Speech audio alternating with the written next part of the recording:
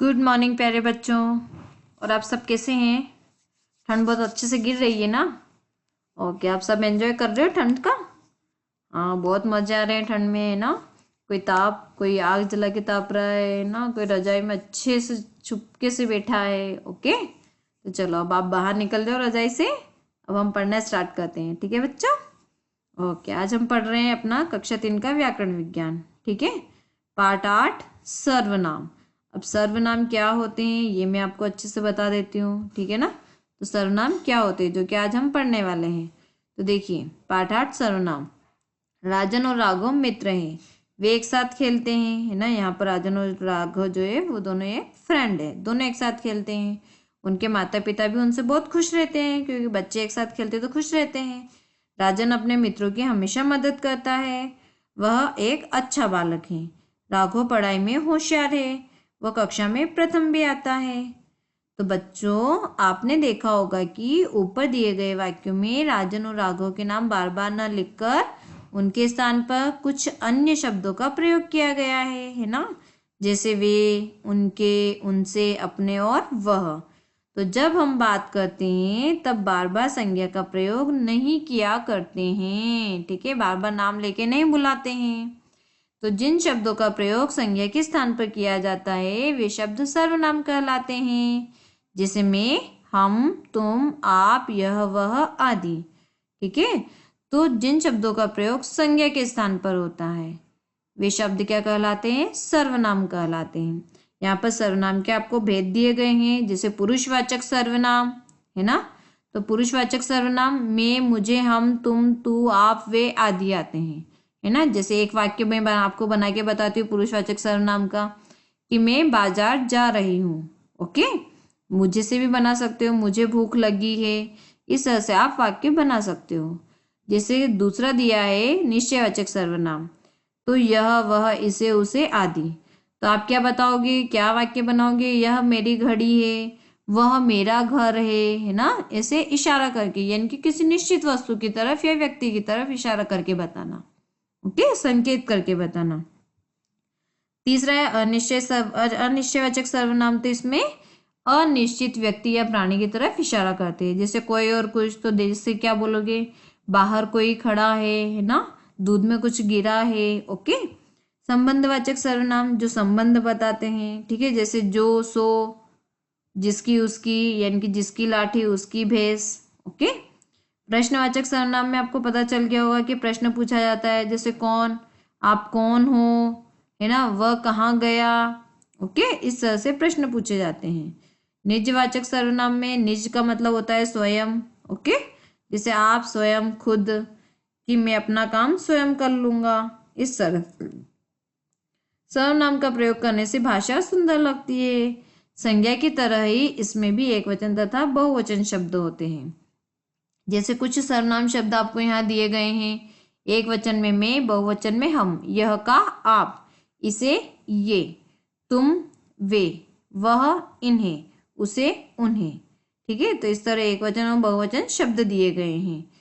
अपने लिए मैं, हम, मेरा, मैं, हमारा, मुझे आदि शब्दों का प्रयोग करते हैं ना? जैसे मैं बाजार जा रही हूँ, खुद के लिए प्रयोग करेंगे तो हम मैं, हम, यही वर्ड प्रयोग करते हैं। जिससे बात कर रहे हैं उसके लिए तुम, तुम्हारा, तुम्हें, आप, आपका आदि शब्दों का प्रयोग करते हैं। और जिसके बारे में बात कर रहे हैं या किसी अन्य के बारे में बात कर रहे हैं तो क्या बोलेंगे? वह गाना गा रहा है ना? वह, वे, उसे, उनका, उन्हें, उन्होंने आदि शब्दों का प्रयोग करते हैं। कौन, कोई, क्या शब्द भी क्या होते हैं? सर्वनाम होते हैं। खुद, स्वयं, आप, अपने लिए प्रयोग किए जाने वाले भी सर्वनाम कहलाते हैं। ठीक है, हमारा चैप्टर फिनिश होता है। अब हम एक्सरसाइज कंप्लीट करते हैं। सही विकल्प चुनिए। प्रश्न नंबर 1 है, सर्वनाम शब्द किन शब्दों के स्थान पर प्रयोग किए जाते हैं? तो संज्ञा शब्द के स्थान पर प्रयोग किए जाते हैं। उसे सर्वनाम एक वचन शब्द का बहुवचन बताइए, तो उन्हें। प्रश्न नंबर 2 है, सर्वनाम शब्दों के नीचे रेखा खींचिए। जैसे सोहन, तुम कहाँ जा रहे हो? तो तुम सर्वनाम है। ठीक है, नीरा ने कहा मैंने अपना काम पूरा कर लिया। ओके, तो यहाँ पर मैंने। बाहर कोई खड़ा हुआ है, ठीक है, तो कोई जो है वो सर्वनाम शब्द है। अरे देखो कौन आया है, तो कौन सर्वनाम शब्द है। आओ हम सब शीतल के घर चले, तो हम जो है वो सर्वनाम शब्द हैं। प्रश्न नंबर 3 है, जतिन के थैले में सभी शब्द मिल गए हैं, बहुत सारे शब्द मिल गए हैं एक थैले में, है ना। तो इनमें से सर्वनाम शब्द छांटकर दूसरे थैले में आपको डालना है। ओके, तो जैसे देखिए, सफेद ऊंचा तो सर्वनाम नहीं है। कौन सर्वनाम है? उनका भी सर्वनाम है, मेरा भी सर्वनाम है। शीतल, उज्जवल ये सर्वनाम नहीं है। आप भी सर्वनाम है, हम भी सर्वनाम है, और उस भी सर्वनाम है, और अनेक सर्वनाम नहीं है। ठीक है। प्रश्न नंबर 4 है, उचित सर्वनाम शब्दों का प्रयोग करके वाक्य को दोबारा लिखना है। जैसे नीना ने नीना का खाना खा लिया, तो आप क्या लिख सकते हो? नीना ने उसका खाना खा लिया, या नीना ने अपना या स्वयं का खाना खा लिया। अमित की माँ ने अमित को बुलाया है, तो क्या लिखोगे? अमित की माँ ने उसे या उसको बुलाया है। ठीक है। नीरजा ने नीरजा की सहेली को एक उपहार दिया, तो क्या? नीरजा ने उसकी सहेली को एक उपहार दिया है। ठीक है। गहे, पिताजी ने राज से कहा कि राज का चित्र बहुत सुंदर है। तो देखिए, पिताजी ने राज से कहा कि उसका चित्र बहुत सुंदर है। ठीक है। तो इस तरह से हमारा प्रश्न भी पूरा होता है। अब हम आते हैं प्रश्न नंबर 5 पर। वचन बदलकर सर्वनाम शब्द लिखिए। यहाँ वचन चेंज करना है। जैसे मैं का बहुवचन क्या हो जाएगा? हम। यह का आप, ये का इसे, वह का इन्हें, उसे का उन्हें, और इसका इन हो जाता है। प्रश्न नंबर 6 है, नीचे दिए गए सर्वनाम शब्दों से वाक्य बनाए। जैसे मैं, तो मैं खाना खा रहा हूँ। तू, तो देखो तू वर्ड का हम यूज नहीं करते हैं, है ना। तो क्या बोलते हैं? राम, तुम कहाँ जा रहे हो। वह मेरा भाई है। हम सब कल घूमने जाएंगे। तो इस तरह से हमारा प्रश्न नंबर 6 भी पूरा होता है। प्रश्न नंबर 7, निम्नलिखित प्रश्नों के उत्तर लिखिए। तो बेटा देखिए, इन क्वेश्चन के आंसर मैंने आपको यहाँ राइट करके दिए, और आपको भी सेम टू सेम राइट करना है। ठीक है। निम्नलिखित प्रश्नों के उत्तर लिखिए। क है, सर्वनाम की परिभाषा उदाहरण सहित लिखना है। ठीक है। तो देखो, जिन शब्दों का प्रयोग संज्ञा के स्थान पर किया जाता है वे शब्द सर्वनाम कहलाते हैं। जैसे मैं, हम, तुम, आप आदि। ख है, सर्वनाम कहाँ प्रयोग होते हैं? तो सर्वनाम संज्ञा के स्थान पर प्रयोग होते हैं। ग है, सर्वनाम के कितने भेद हैं? नाम लिखिए। तो सर्वनाम के 6 भेद होते हैं। पुरुषवाचक सर्वनाम, निश्चयवाचक सर्वनाम, अनिश्चयवाचक, संबंधवाचक सर्वनाम, प्रश्नवाचक सर्वनाम, और निजवाचक सर्वनाम। तो इस तरह से हमारा चैप्टर नंबर 8 कंप्लीट होता है। अब हम आते हैं चैप्टर नंबर 9 पर, विशेषण।